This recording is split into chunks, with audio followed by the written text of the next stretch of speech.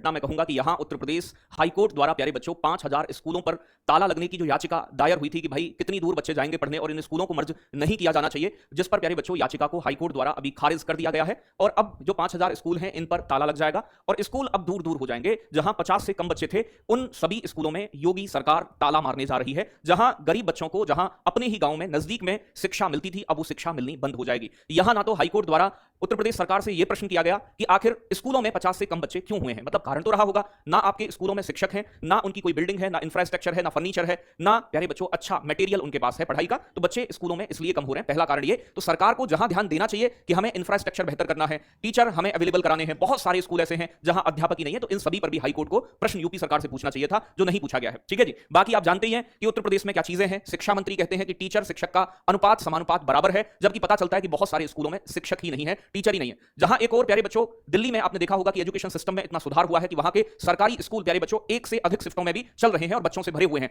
लेकिन वहीं यूपी के अंदर सरकार स्कूलों में ताला लगाने की नौबत पर आ गई है कि बच्चे कम हुए। अब ऐसा तो है नहीं कि जनसंख्या कम हो गई है हमारे देश की या फिर बच्चे पढ़ने नहीं जाना चाहते सरकारी स्कूल में। जाना तो तब चाहे ना जब आपका इंफ्रास्ट्रक्चर बेहतर हो, जब चीजें बेहतर हो। तो आज जो है प्यारे बच्चों 5000 स्कूलों के मर्जर के खिलाफ जो दायर याचिका है वो हाईकोर्ट ने योगी सरकार के फैसले को सही ठहराया और प्यारे बच्चों यहां पर ये जो आपकी याचिका दायर की गई थी कि इसे रोका जाए, उसे प्यारे बच्चों रद्द कर दिया है याचिका को। अब आप जानते हो कि जहां सरकार का मामला आ जाए तो सरकार अपनी बात ज्यादातर मनवा ही लेती है कोर्ट पे, क्योंकि सिस्टम ही ऐसा हो गया है। तो कहते हैं ना कि लश्कर भी तुम्हारा है, सरदार भी तुम्हारा है। लश्कर भी तुम्हारा है, सरदार भी तुम्हारा है, तुम अखबारों में कुछ भी लिख दो, ये अखबार भी तुम्हारा है। तो सारी चीजें सरकार के अंडर में है। जैसे जैसे चीजें चल रही हैं, जैसे जैसे चीजें हो रही हैं, आप सभी को पता है। ये बहुत गलत है कि एजुकेशन सिस्टम ही हमारा पूरा बर्बाद होता जा रहा है, बेकार होता जा रहा है। पिछले 7 सालों से शिक्षक भर्ती नहीं हुई है। कोर्ट को एक बार पूछना चाहिए था कि कोर्ट के आदेश आने के बाद भी यूपी में अब तक शिक्षक भर्ती का नोटिफिकेशन नहीं आया है। इस पर यूपी सरकार क्या कर रही है? लेकिन आप जानते हो कि सारी चीजें आपके सामने हैं। आप आंदोलन कर लो, आप धरना कर लो, आप विरोध कर लो। यहां पर ऐसा मानो कि सरकार अब डिक्टेटर हो गई है, जनता की या फिर यूथ की या बेरोजगारों की आवाज नहीं सुनती। मेरा मन नहीं था इस पर वीडियो लाने का, लेकिन फिर भी मुझे लगा कि फिर आप कहते हैं कि सर सूचना तक नहीं दी आपने, वीडियो नहीं बनाई, तो आपको ये बात मैंने बताई है। तो कहने का मतलब जहां भी जैसे भी विरोध कर सकते हैं आप एक्स के माध्यम से, बाकी चीजों की तरफ से अपना विरोध इस मामले में जरूर दर्ज करवाएं। बाकी जो भी हो सकता है उसके लिए